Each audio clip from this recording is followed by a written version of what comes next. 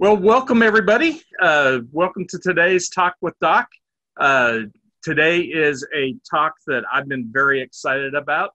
We are talking about how to create parent support groups and communities and welcome families into our community and work with the church with that and how disability ministries can step into that. And so it's my honor always to have Bronwyn Murphy with us. Bronwyn, welcome. Why don't you go ahead and take a minute and just tell everyone about you? Thanks so much, Doc. I'm glad I'm here. So I am Bronwyn Murphy. I am the inclusion coordinator at University Covenant Church in Davis, California. And I also do some work with our Covenant denomination, the Pacific Southwest Conference in the area of disability and special needs. So yeah, I've been in this field either teaching or in the ministry part for quite some time, and I really do love it. So. Yeah. Well, first, let's kind of bring everyone up to speed. You know, you're out in California, hot spot with COVID, so you guys aren't back meeting yet. You know, pretty much I think last time we talked, it looks like probably won't be till 2021 Yeah. for your church and most churches in California as far as that goes. But you're doing some virtual things and working through that. And everything. And so we'll be bringing that into everything too. But want to throw out to any of our attendees watching on Zoom and those on Facebook. If you got any questions as we're going today, you can put them in the chat on Facebook. You can put them on the Q&A or in the comment section, and we're happy to answer those questions for you. But let's just start right into it. Why should we even do groups? What's the reason? Why should a disability ministry even consider having a group for parents and supporting them? That's a great question. And so and my story starts about 5 years ago when someone else that I work with at my church said, hey, Bronwyn, what if we got together, a bunch of moms of kids with disabilities, we got together and had dessert and just talked. And I thought, yeah. Why not? And that was probably a little bit over 4.5 years ago. And we've met every month since. I did not ever dream that I would be here talking to anyone about this. It wasn't even my idea. My friend Amy is the one who had the idea. But in the last 4.5 years, I have found it so incredibly valuable to do that even pre-COVID. And I think if I could share my screen, if I can share my screen, we shall see. I'm sorry, let me. Oh, no, it's okay. I can just keep talking. No, I will take care of that right now. Trying to get everything set up. I forgot to take care of that for you. I apologize. I don't always trust my screen share skills, so I'm okay with that. Okay, you should be set to be able to share. So okay, I will share. So a couple years ago, this study came out. It's about 2013. Can you guys see that, Doc? Yes. Okay, great. And it studied mothers of children with disabilities, and it found that mothers of children with disabilities, no surprise to anyone who lives this life, including myself, that they found evidence of chronic stress. So these families, these parents were living under chronic stress. And when I reviewed this study a few years ago and I did this talk, and I looked at it now during our current COVID season, and if you're living here where I am in California, there's wildfires everywhere. So lots of stress. You see the factors that contribute to this chronic stress were the isolation and inadequate support system, which is like times 1,000, right, during COVID season. The child's therapeutic needs being overwhelming. Most all therapies, including all of them for my children, have gone virtual, and that adds another component, right, to parents, what they have to do. Restricted social opportunities, that was already before COVID, and now we are all in a time, especially where I am right now, where communication and interaction is limited, and the social stigma, right, of whatever diagnosis there is. This picture of chronic stress is playing out so profoundly in so many of our families, and because everyone is so isolated, like that first little orange block there, everyone is so isolated, parent support and parent communities are more important now than I think they ever were before. So we've been doing our group for about the last 6 months on Zoom and connecting in different ways. And I think it is more important to have that group that we have now than, it was even when we began. So that's just kind of a picture. I could stop screen sharing if I figure out how to do that. I just kind of a picture of why right now. For me, I've been talking with a lot of families, that I've been interacting with, both in the church, out of the church, as people I know, and everyone's under stress, and families that have lost support, families that are isolated. It is devastating. So groups are more important now than ever before. Oh, absolutely, absolutely, and on top of that, just kind of going with that stress, as you talked about, we know divorce rate already in our families is sky high. We've heard numbers anywhere from 80 to 90% is the estimated number there, but whatever it is, it's too high. And I think by having these support groups is just another way to be able to help save even some of these marriages, just give them another avenue to talk. But on top of that, we've got so many single parents who they don't have extra resources. They may not have other family who's there to be able to help them. They don't have, neighbors to be able to help out. And so they feel stranded. They feel like nobody's there to help them. And so, knowing that they've got a group that can be a family and understand what they're doing and going through, it's just huge for them to go through. So again, that's another whole reason to be considering these support groups to do. For sure. And so, and the important thing I want to just kind of hit right off right now, especially since we're in COVID right now, a lot of places are still, under isolation and that. Remember, support groups don't have to all be in person. They work great. You just shared, you met last night on Zoom. We've started up parent support groups, and we're doing ours via Zoom, and our groups, are open to the entire nation. So anyone can be part of our SOAR parent support groups, which, they're a great, awesome way to do that. But it doesn't take rocket science to do these groups. It just takes time and a heart to be able to do it, and being able to get that started. So let's kind of go into the next thing. A community. As we talk about these groups, they're really a community is what it is. Our goal should be to create a healthy community. How do we go about to create a healthy community? That's a great question, because that really is the core of these groups. Because if there's no community, if there's not a healthy community, the group probably isn't going to make it very far, especially when we're all socially distanced, on Zoom and all of that. So in terms of healthy community, there's kind of three components of that. And let me get back to, we'll show you another thing on here. I like visuals. I'm a visual person. So if I had to sit here and talk, that would be sad to me. So to build community, you really want to focus on connection, consistency, and confidentiality. And they're all of equal importance, right? So the connection, that one's like the most obvious, right? You want people to feel like they belong in the group. There's a place for them. You want them to feel seen, right? Because a lot of the population, and I am part of this too, I also have disabilities. There's a lot of us that feel like, oh man, does anyone see me? Does anyone see me, right, in my house struggling? Does anyone see the fact that, distance learning is about to blow up in my face? Does anyone see this? So we want to create this space where people feel connected, right, and seen and loved.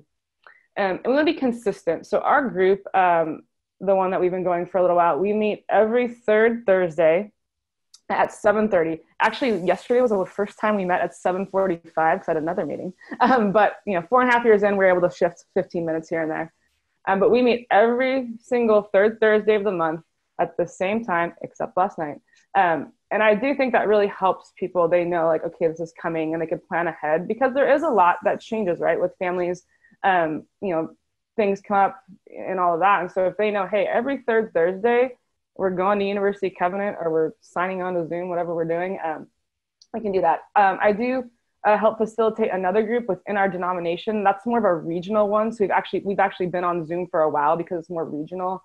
And that one is a little bit more of a moving target, just because it's made up mostly of individuals who are in ministry, who are leading ministry. So we change the days depending on what's happening with people. we try to be consistent. We try to meet that at least once a month, and we meet for about the same length of time.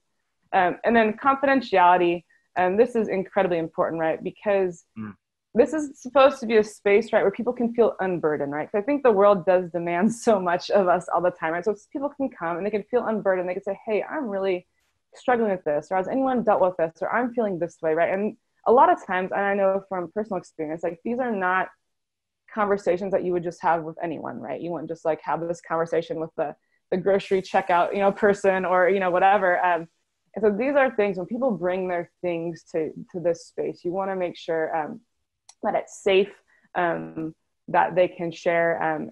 And I think also in this, this confidentiality part is, we're not here to fix people. Like I'm not an MFT or a social worker. So I'm not like some kind of, expert in all of that. We're not here to fix people. We're here to encourage people to build community. And so confidentiality is uber important in that way. So those are some components to healthy community. And I will say, my community is amazing.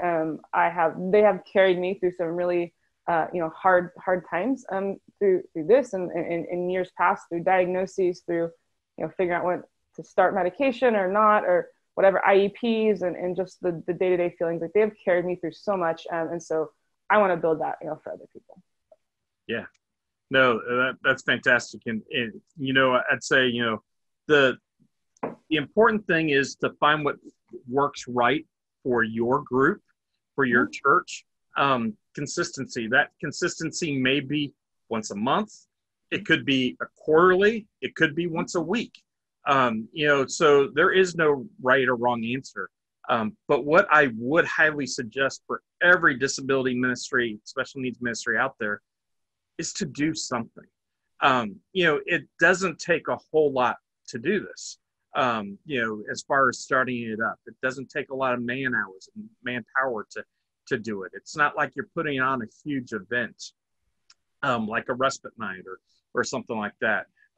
But picking back up on your 3 C's, the connection, the consistency, the confidentiality, those are all vital in making that healthy community.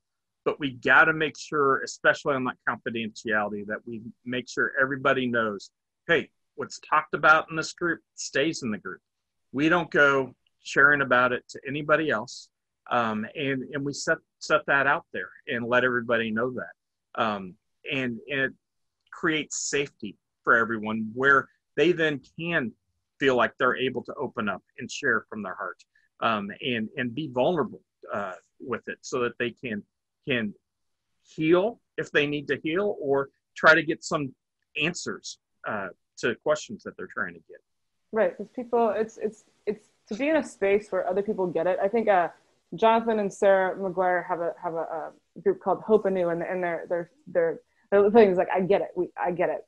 And so when you're in that space, right, where someone else says, I get it, I think there's a lot of freedom in there to share. And in fact, the way that I began this is that my friend that approached me and said, hey, we should start this.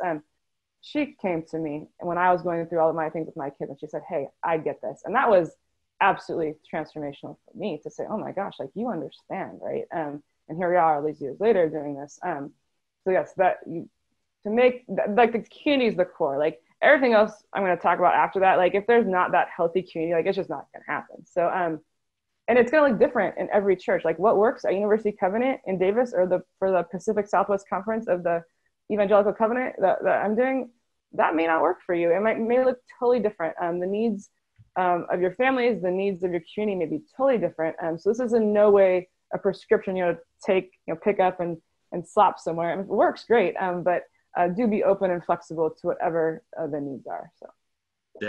Yeah. Now, I know when we are looking at groups and everything, there are multiple different ways the group can be structured or ran. Can you just talk about some of the different ways that a group can be structured, or how would you recommend to structure the group?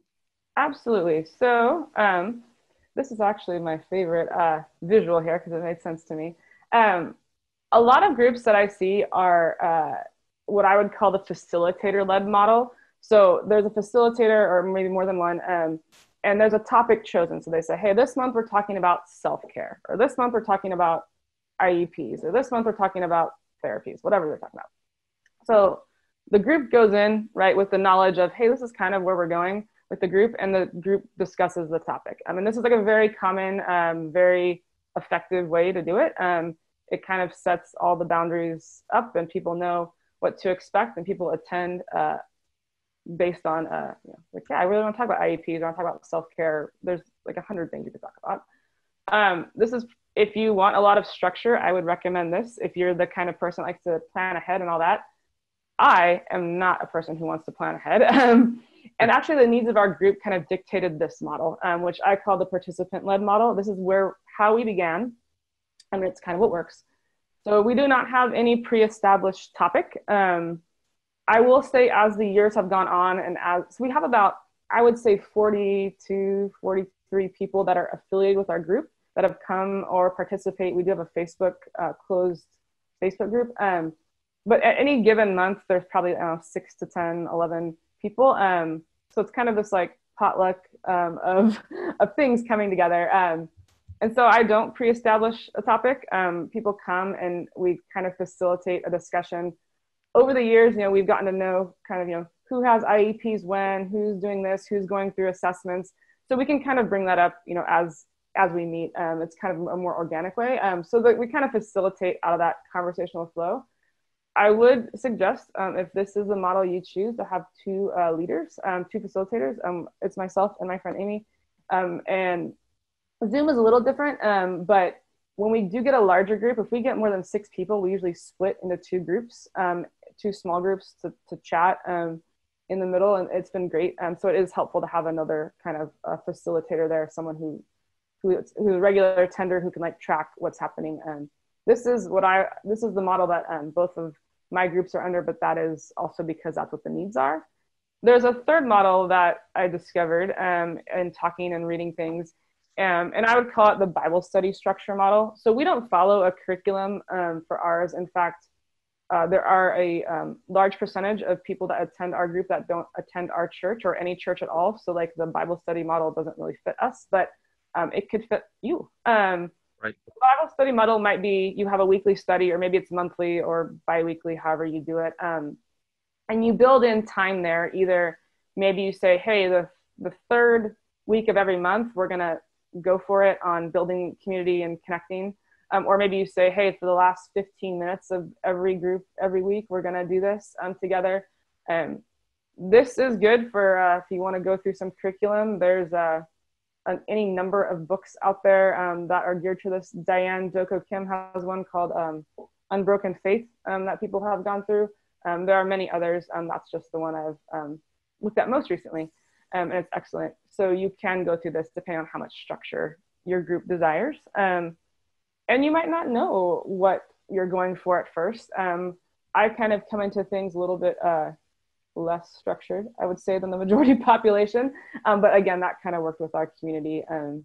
But if they came to me and said, hey, we want more structure, Bronwyn, I'd say, okay, we'll figure it out. Yeah, so either one of those, and I'm sure there's other permutations of those models that you'll figure out. But those are the main 3 that I would start with. Yeah, and you can do a mixture of them too. That's important to remember.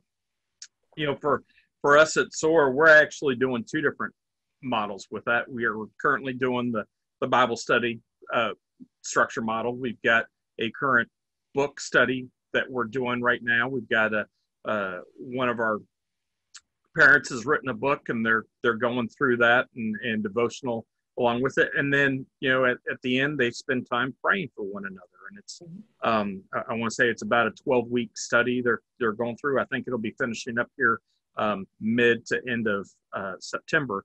But that's been great, where, you've got a set number of couples in that as well, and all this. So let's kind of talk through more about the groups in that. What are thoughts as far as the makeup of the group? Can we specialize the group? Have the groups just for moms? Have it be for dads? Have it be for couples? Or what about family groups where we actually have the kids involved with that? I think all those are possible How about let's talk through some of those different ideas? Sure. So our group, the one that's been going for a little while, we are moms, and that's kind of how it started because we were two moms who started it, and we knew moms. We have a fully inclusive preschool on our church site, University Covenant Nursery School, and so many of our initial contacts for our group were from that, were for other moms that we knew from preschool whose kiddos were going through diagnostic process or been diagnosed or had additional needs. So we started there. The other group through the denomination is more of a couple-oriented group. It is meant for ministry leaders in the denomination. So we have men and women in that group. And I'd say both groups are very different. One group has been going for 4.5 years, and one group has been going for about 8 months or so. One group is localized with people from Davis, Woodland, Sacramento, where I am. One group is regional, so it has folks from the Bay Area, folks from the Central Valley, and then here in my region. So they are very different. I would say the goals are the same. The goals are to build that healthy community, that supportive community, but it looks very different and for many reasons. And so I do know our care pastor, before COVID and all this, he was getting together a group of dads that they were meeting for breakfast early on Friday mornings. That seemed to be, the breakfast seemed to be really exciting for them. So they met together and they were a little bit more irregular or like not as consistent, but I think they met when they could and the group was a little smaller. So that worked. And I do know fathers who went that said that it was a very positive thing for them. So again, it's about knowing, right, what are the needs of your community, and what are the needs of the community? What are their support needs? What's the capacity, right? What's your capacity to lead? Because it's going to look different, and you may try something, and if it doesn't work right away, I will say, the first year and a half, probably every third Thursday of the month, we start at 7:30, about 4:00 in the afternoon, every third Thursday of the month. I think, oh my goodness, like what if people don't come? What if they're like, oh, and I'd like get these Facebook messages. I'm like, oh, I hope that's people not canceling. Right? To build that, like looking back now, I'm like, oh, whatever. But I'm like, no, when I was in that time, it was hard, right? Because like, will people come? Right. What are the needs, right? But over time, once it's building up, you realize, okay, I know the needs. I know, I know what's going on. And one other beautiful thing about this is that all the connection isn't just myself and Amy like building into people. It's the group members themselves connecting with each other, and that's something that is incredibly important. Because there's no way I could keep track of 43 people or whatever, but they can kind of connect with each other. So again, if it's maybe there's a need for families to come together with this, maybe there's a need for fathers, maybe there's a need for mothers, maybe there's a need for couples. It can look all different. Like, so there's no rules, right? There's no rules for this. I think, it's to be faithful and try it, right? And see it work. Yeah. That's great. Let's shift just a little bit. Talk about groups that meet in person versus those that meet virtual. So let's talk about our groups that would meet in person. And one of the things I want to first address is, kind of that elephant that is in the room all the time, childcare. Can you meet without providing childcare? Do you always have to have childcare? Does that come into play? That's a great question. For us, we have always met without childcare. I would say part of that, from my perspective, was that I had no idea this would be a 4.5-year, 5-year venture, and I'd be talking about this to like the whole internet, right? I didn't think that. But also part of it was there has been a vocalized desire in our group to say like, hey, I am glad that I can leave the house and leave my kids with dad or grandma or grandpa. We do have single moms, things like that. Grandma, grandpa, or a sitter, and to say, I need to go and I need to like be gone. That has been a vocalized thing in our group. So we have never provided childcare. We also meet in the evening, 7:30. We're on the street. Some kids are already in bed by then. My kids would not be, but some kids are in bed.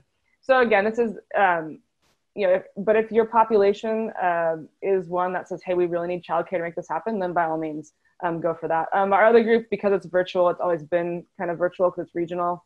It's different. But I would say in the 4.5 years we've been doing this, it hasn't been a huge thing. But in the future, if people ask about it, if it's a big need, then, we'll go from there. But I would say, yes, it is possible to do without, again, depending on your population and their needs and desires and all those things. Yeah, and I think it really does depend on, first off, obviously each ministry, each church. Several years ago, we did a monthly in-person parent support group, and we offered childcare with it. The way that we ended up doing that was we had a Saturday evening service, and we offered our parent support group during that service hour, so that we could then, our childcare was during the Sunday school during that hour, and then we get buddies to do it. That was the only easy way, if you would, that we could come up with that, but it was still very difficult for us in doing it. So, we wanted it. We were doing ours as a couple, support group where we encouraged to have couples together. So it really depends on how you're doing the group. If you want to have couples there, realize it's going to be hard to have both mom and dad present without taking the kids into account. So just think through that as you do it. But also know that that adds on a lot of work and does make it more difficult. For me personally, I'll speak. It got to the point where that became so much work. It actually became harder for us to line up the volunteers for the support group than did to actually put on the support group. Right. And so we had to make the determination that we're just going to continue with that because that was too hard and had to look at different things. But those are things that are very important that we all, I'd encourage each group to look at as you're going through. And again, as we're talking about this, there's no one certain way that is the only way to make it work. And it's just like disability ministry. Every church does it a little different, which is fantastic. You got to do what's right for you. You got to do what's right for your families with it. Well, let's shift a little then and talk on the virtual groups. Everyone's now obviously much more familiar with Zoom. I think everyone has now used Zoom in one way or another in the past, 5-6 months, thanks to COVID. So most of our families are very aware of that. And it's opened up a whole new avenue that we're able to reach families. And in fact, many families that probably could never participate before. So can you just talk about setting up, since you're also doing a virtual one, setting up a virtual parent support group? Sure. Like I said, so our first group had been meeting for quite some time before we went virtual. So that was good and also a little bit different. And then the other group, the ones been meeting for just mostly since January of this year, December, we've always been virtual. So kind of different cultures in each group, I would say. I would say it has increased accessibility. So maybe people who couldn't leave before their house or it was harder, now they can participate. And I think from a facilitator standpoint, it's a little bit easier to facilitate over Zoom. Sorry, my dog is like chewing her chew toy in the background, so I'm sorry if you hear squeaking. I don't hear anything. You're good. Okay, good. Because I hear it. Sorry. So it's a little bit easier, I think, to facilitate Zoom a little bit because unlike a large group, I prefer in person, 100%, 1000%. Can't wait till we come back. But in a larger room, I think the conversation goes differently, and you have that nonverbal body language to read off of and all that. But Zoom is kind of like, okay, this box talks, then this box talks, and this. It's a little bit more structured and organized, which from a facilitator standpoint is easier in terms of logistics. But I'm always wondering, like, okay, I want to make sure the depth is still there. I want to make sure that connection is still there. So that's what I'm looking out for as a Zoom facilitator, is that connection. Do people feel connected? Because in person, I think it's 100 times easier. When we meet in person, we have snacks and all this kind of things and all these things we're not allowed to do again right now. but in person. But I will say it has increased accessibility, and I do think people have a little more freedom. You know, like, oh, I need to turn off my camera and go take care of this. It's a little bit more low key, I guess, in that way. But it can work. And so what I do as far as accessibility, getting the word out there, I put a Zoom link usually on the day of. I'm rarely ever ahead of time. On the day of, I put it on our Facebook page so people can click on it. And there are people in our group who are not on the Facebook page, so then I email it to them or I text it to them and say, hey, here's your info. And that's been pretty successful. Usually I'm signing on a little bit late, so everyone's already there. So yeah, I think that virtual piece, what you really want to be looking out for is community being built and how is it being built? And I do think the virtual piece does require a little bit more of the facilitators outside of that time to connect, because when you're not seeing people in person, it's a little bit tougher. So I do think, following up, hey, how'd that virtual IEP go? Or how'd that, video assessment go? Like, how is your family doing? I think that is more, I have found myself doing that a little bit more because you just don't know what people are up to out there as much. So. Right. How about talking about size of a group? What's a good size for a group for both in person and virtual? And when would you consider breaking off into multiple groups, or on virtual, maybe breaking into rooms, since that's an option on Zoom or some of these others? Yeah, and that's something that we have thought of substantially as our group has grown. So I would say, even though there are 40-something people connected to the group, I would say every month we can count on probably 10 people of any different, combination. Sometimes we get more than that. So what we usually do is we open up as a large group. Sometimes we have like a question, or sometimes someone just brings something up and we kind of talk as a large group. And then we usually split into, my personal preference in person is if you have more than 6, you break into some small group time, so you have at least 3 and 3. The Zoom so far has been a little bit different. People have enjoyed, doing 8 people. Like I said, Zoom's a little bit more prescribed the way you move around and talk. So I think Zoom, you could have a little bit of a larger group. But that's my group. Maybe your group doesn't work that way. But yeah, you can do breakout rooms. I would say if I had 10 people in a Zoom, I would do 5 and 5 breakouts. It also depends on who is coming, right? And that's kind of knowing, in every group, there are people who maybe talk more or talk first or kind of hang back or are more quiet. So you do have to know your group, because if you have a group of all kinds of, gregarious extroverts, you may decide, hey, 6, we're going to break up right now because, we're going to have a really good discussion. But if you have a group of 10 and maybe half, 3/4 are more, maybe they just like to listen, you would maybe structure that differently. But that is all about knowing. You're not going to know that until you know them, right? You're not going to know that until you know that. And so that's the benefit of the group we've had going for a little while, is that, we know, and some people say, hey, I like to come, and I just like to hear what everyone else is doing and know that I'm not the only one doing this. And some people come, they say, hey, I want to ask the group this question. So there's all kinds of different ways you can go about that. Yeah. One of my best advices for anybody looking at doing a group, it goes back to the facilitator. Make sure you have strong facilitator. And I completely agree with you. I highly recommend you always have at least 2 facilitators there with you. It just helps on so many things. If someone's sick, you got someone there backup. If someone's on vacation, you've always got the backup. But where you really need to talk about, and let's get into this a little bit, is to have a facilitator who can really control the attitude or the movement of the group.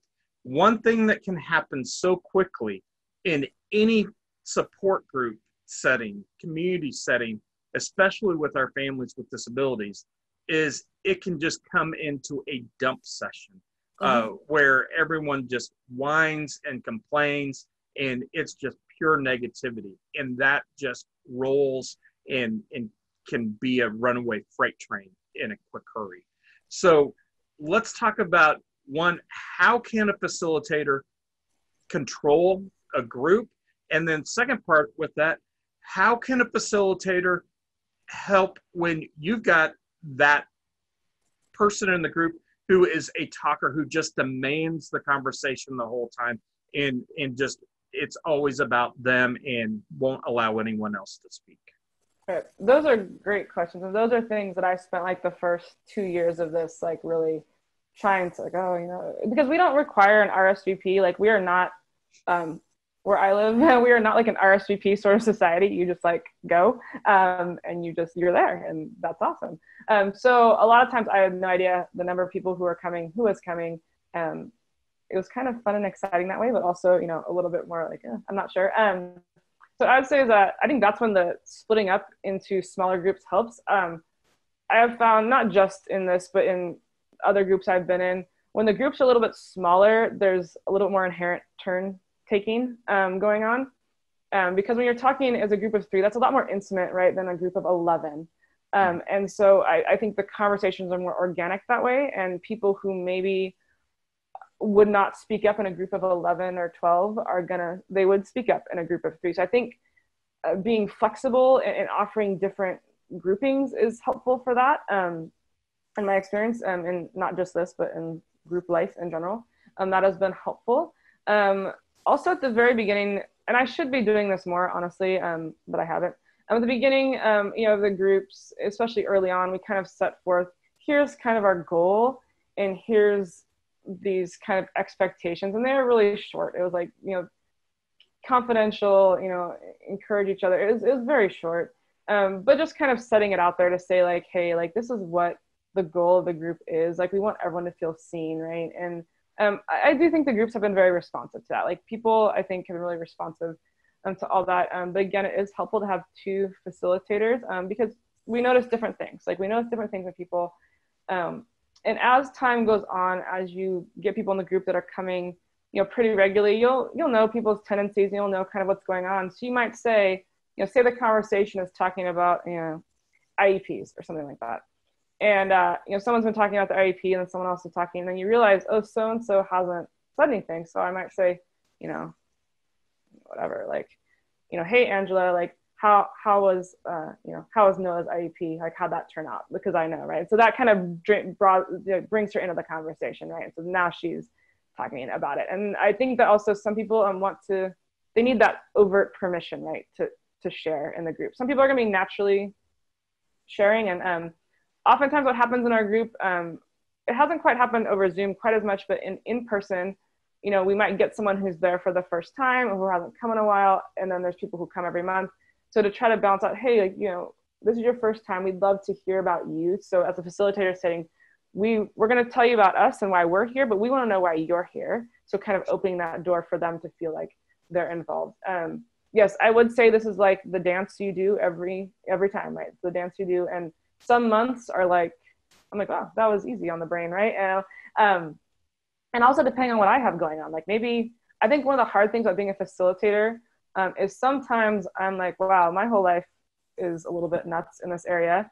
But I also have to facilitate and care for, you know, everyone else. And so that's when it's good to have 2, because my co-facilitator and I, we talk all the time. So like, you know, like I know when I might say, hey, like I got this one, like I know you have this going on. She might say, hey, like I know you've had a day or a week or a month. I can be there and do this. So I think that's really helpful too. So again, it's just about knowing your people and offering different ways for people to connect. Because if it's just one single way, if everyone's just sitting in a group and it's just one single thing, I think that's a little bit tougher than if you mix it up a little bit.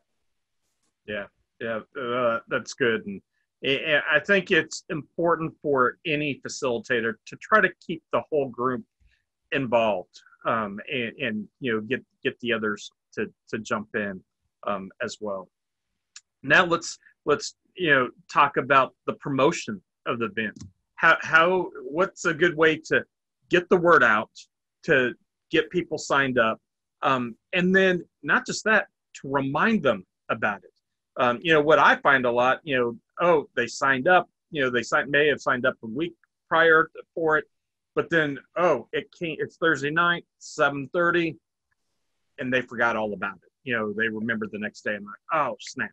So what are ways that we can do, one, good promotion to get the word out, to get our families in, and then make sure we can help them win so that they can be there. That's great. So for us, the way it worked for us is that myself and Amy, the two of us, we kind of began with the people we already knew. And so I would suggest begin with what you already know. So we said, here we are at this inclusive preschool, right? There are parents, of kids with disabilities that are current parents and parents who have come, alumni parents. Like let's start with them. So that's kind of that was our initial demographic. We knew them, they knew us, they knew where we were located, all those things, right? Like they know. So we started there. And then it got, okay, now let's look at the broader church, right? The church said, oh, you have this group. Okay. So then kind of went to the church. And then depending on how your community is, our disability community here in Davis and the surrounding areas is fairly interconnected. So it's, I see parents and kids at school or other therapies. So, as we kind of began, like, oh, you have a group, or someone would say, hey, have you heard about the group that meets at UCC? So we started with who we knew and what we knew, and then we kind of expanded from there, and then word of mouth kind of took care of the rest. I don't do a whole lot of, it's on our website. Like if you go to our website, it'll say, like on our inclusion page, it says we have a group. I don't know how many people have come from that. Most people come from a recommendation from either someone in the group or someone who knows that the group exists. I do get, a fair amount of, texts and emails and Facebook messages from friends that say, hey, my friend so-and-so, I told her about your group, she's interested. So it kind of goes from there. But that's like, it's, if you look at it as a marathon, it's a lot easier than looking at it as a sprint, because there is like kind of this long building, right? Like kind of the cultivating of community, because that healthy community doesn't happen just in one day and one session, right? It's kind of cultivation. So I would say the promotion and recruitment of people comes in there. And also just knowing where these families are, like, where are they? Are they in your schools? In my case, yes, they are.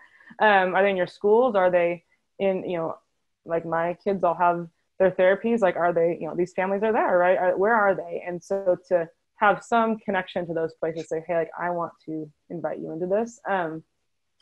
And as far as notifying people, the Facebook group has been great, because when you create an event, it will remind you in 2 days before, a day before, hey, you have this event. And then before we were doing Zoom, I would, usually the day of, so the Thursday of, I would post a little something in the Facebook chat. Hey, we're meeting today. I'm bringing like my usual snacks. Come join us, right? And I usually like put in some kind of like random thing in there, so people would go, oh yeah, that's right. Okay, we're gonna remember that. But for Zoom, not even on Zoom, I just post the link like on the Thursday, and so people get the notice that the link is up. And again, people who aren't in the group, I email them. There are some times where I forget, and it's like, 2 hours before, I'm like, oh, I forgot to do my email group. But and again, since we've been going for quite some time, we've been really consistent about the day and our start time. People kind of like, they plan for it now and they know. The other group that I do, that's a little bit more of a moving target. I usually try to notify people maybe about 10 days ahead of time. I'm already a little behind this time, but about 10 days ahead of time. And then I will send the link out the day before, and then send an email the day of. And that's mostly because we're regional. So it's not like, we're not like converging together. Right. So yeah, I would just say, do all the things and do them close to the time. So people go, oh, that's right. Yeah, I have a meeting right now. Yeah. And the one I'd add in, because we've had a lot of families starting to request it, is if we could send text reminders. So, there's some apps out there and different things that you could just send out a text, put everyone's number and send out a text reminder to everyone that day. We've got a couple of questions that have come in. Let's go ahead and address them. Heather, loved the suggestion on the book and the studies that we were talking about. And actually just said she just went and purchased the Unbroken Faith, which is phenomenal.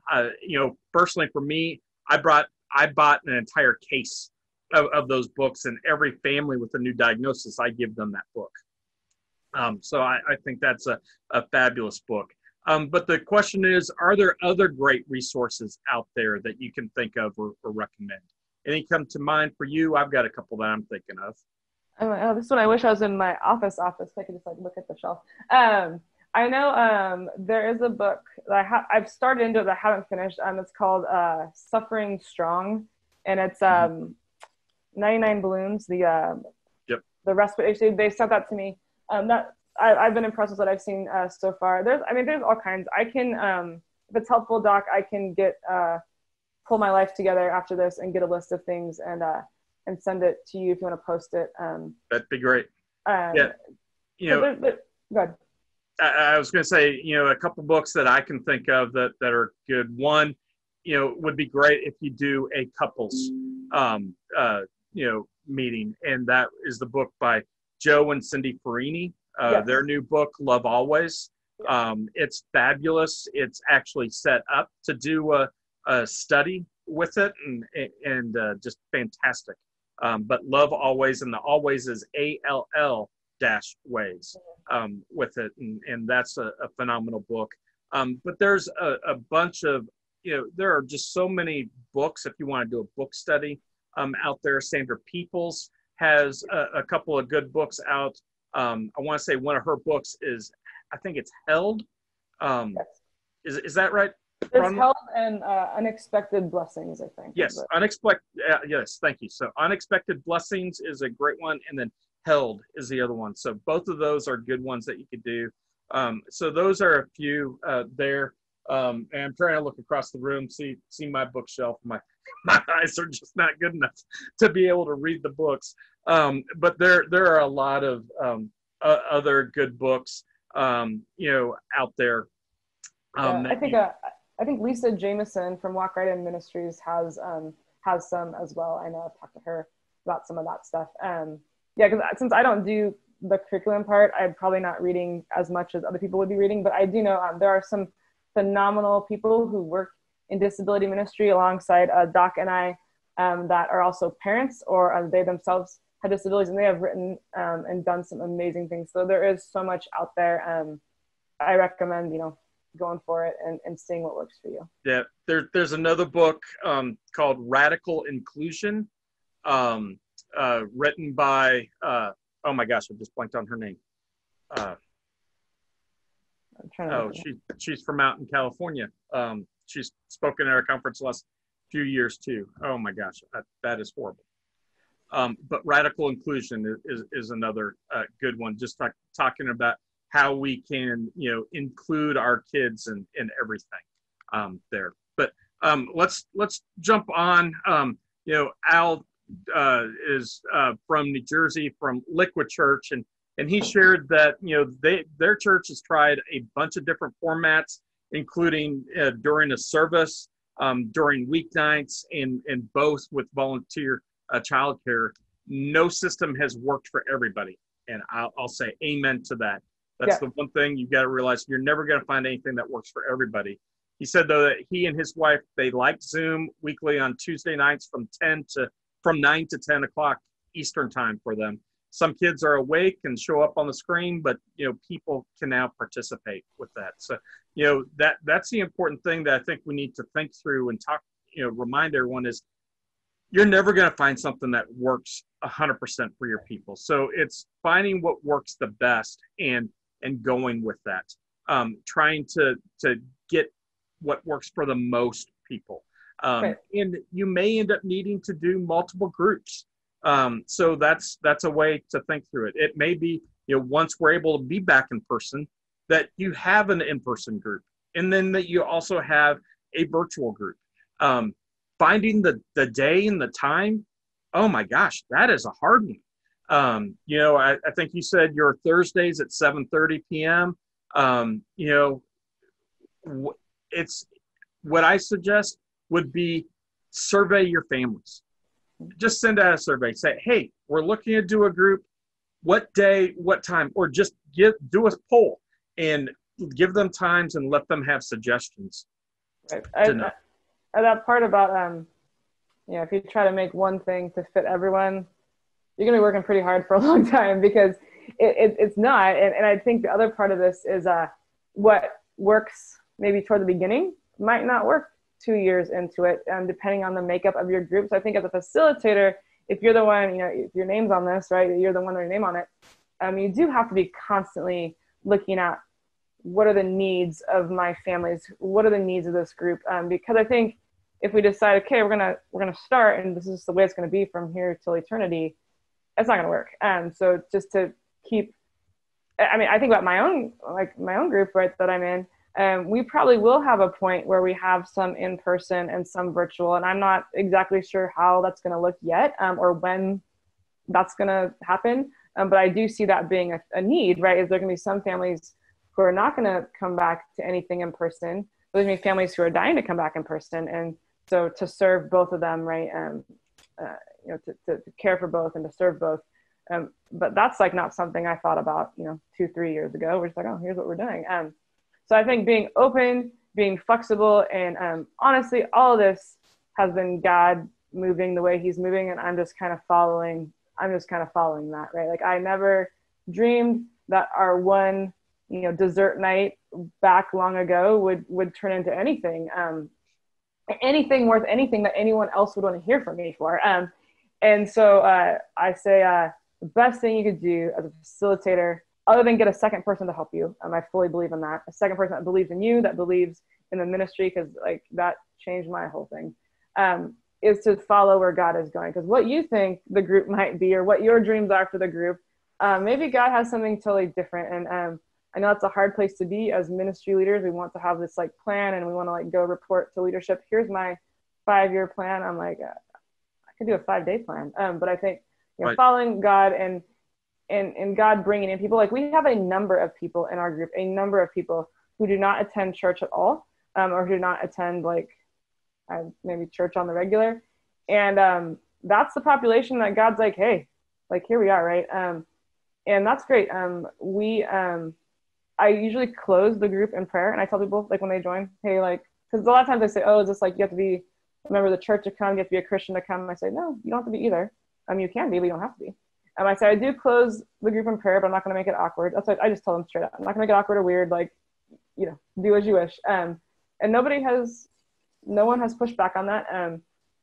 But again, that's like over the years. And people who come to our come to our building when we were able to do that. And when people come to our building, that's like maybe the only time that they're like stepping in on church, right? And so I think God has a lot to do in that, and so just be open. And there's times I've gone into a group. Most time I go into a group and go, oh man, this week has crushed me. I don't know what I got nothing left. And then like boom, like 7:30 hits, and boom, like God does all the things. So yes, I would say every month I'm a little bit terrified, but I think that's also good because that gives room for God to do, like, it's not just me, right? Like it shouldn't be just me. So.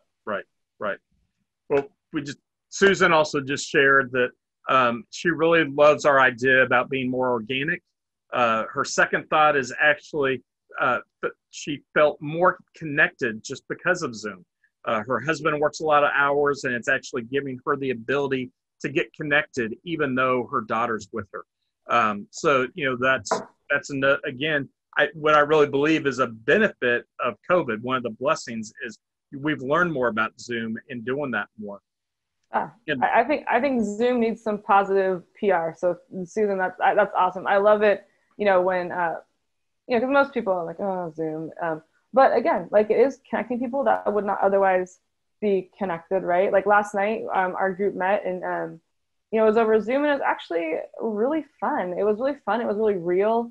People were laughing, and we were talking about these real things. And for 1 minute, I almost forgot that I was in my little home office conversion here.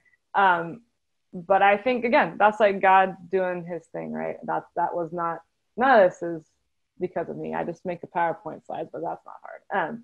So yeah, I do think I'm happy to hear that some people have a positive Zoom experience, because this is what we can do for now, and God, God can do Zoom, right? God can work through Zoom. It's not too much for Him. So I think keeping open and all of that. So I'm glad to hear that. Yeah, one other thing I want to throw out to everybody is, again, from us, from SOAR, maybe your church isn't at the point where you feel you're able to do support group yet. We would love to invite you to join us with our support groups.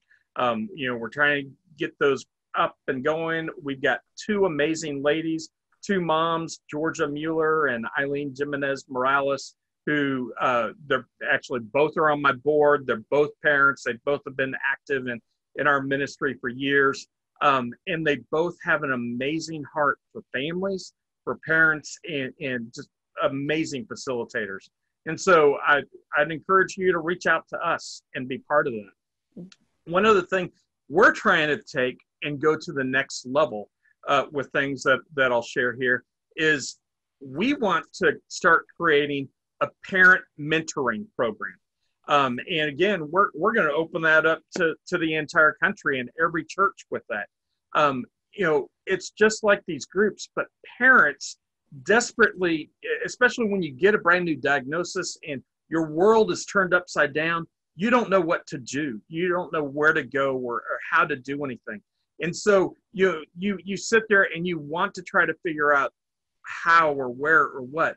So if we're able to sit and match families up with someone who has gone through that before, just how amazing can that be? And that can be, anywhere throughout the country. And we've learned now through Zoom, you don't have to be, next door to be able to bless someone and help them through that.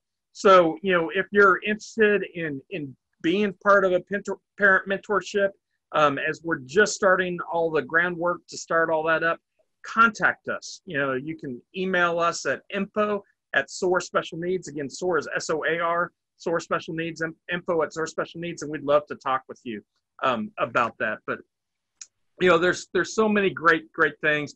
The most important thing, is reach out to your families. Connect the families. We need to grow a positive, environment and community for our families. We need to love on them and support them and let them know that they have somewhere that they can go and have things going on. So, we're coming up on the top of the hour. Our time's gone quick.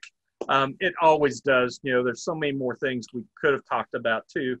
I just want to throw out a few more reminders. First, I'm excited to let everyone know our Wonderfully Made conference, Special Needs Conference, is going to be October the 19th through the 23rd.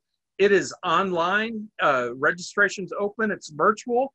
Bronwyn is going to be one of our speakers, and we've got 65 plus speakers from all over the United States and Canada who are coming.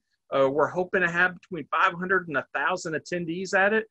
We're going to have tracks for family and then tracks for ministry at it. I will right now write it down. A early bird special is the code WM Early 20, and then the number 20. WM 20 or WM Early 20, and that'll take 20% off of your individual tickets. We also have group tickets. It'll take off of the group tickets as well. But we want to have you here. It's going to be great. We have so many fantastic talks. We also have a VIP package, which is phenomenal. It's going to, for just $25, you get access to every single talk, both family, both ministry tracks for an entire year. So if you missed a talk, or if another talk's going on at the same time of one that you want to hear, don't worry about it. You can watch it anytime throughout the next 12 months. And if there's a talk you're like, oh, I want to rewatch that a few times, you can do that. So just $25 extra can get you the entire year with that. So go to wonderfullymadekc.com, wonderfullymadekc.com for that. But next week's talk is going to be a lot of fun. Again, we're going to be talking right to our disability ministry and special needs leaders. Our talk is going to be on how to make disability ministry fun for you as a leader. Sometimes we get so involved and we forget to have fun. And that's an important thing to do. And when we are having fun, guess what? Our participants have fun.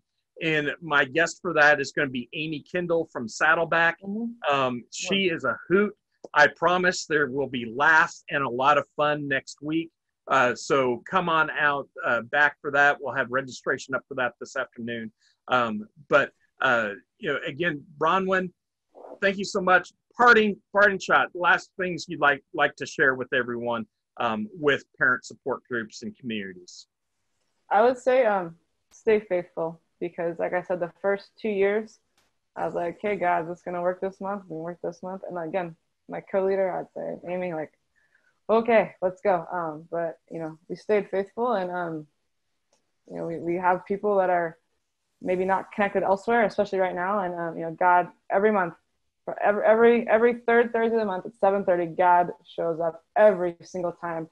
And I don't know why it's taken me 4.5 years or whatever to figure that out, or to believe that that's going to happen, but it has. And every month I still do it. But stay faithful and stay connected to your families. That's what I would say. Absolutely. Most important thing we can do. And when we can be connected with our families, it locks them in for the long haul. And they know when something is going wrong, they can turn to you. And that is so important, because we're all going to have those days that are just bad days. And we're going to need a support system. And so if we can build a support system, and the church needs to be a support system for our families. So if we can come alongside them, that's fabulous. Again, I'd encourage you to partner with us with SOAR any way possible. We'd love to work with you with the parent mentoring, with parent support groups, or if you'd like to help continue our Talk with Docs and help us with that, partner with us financially, you can go to soarspecialneeds.org/donate and donate there and partner with us there. We would love that. But again, next week it'll be How to Make Disability Ministry Fun with Amy Kendall. Don't forget to sign up for the Wonderfully Made Conference. Bronwyn, thank you so much. Appreciate you taking your time today, giving us your wisdom, and it's been a fabulous day. Thank you. Yeah, thanks for having me. It was great. All right. Everyone have a blessed day. We'll see you next week. See you. Thank you.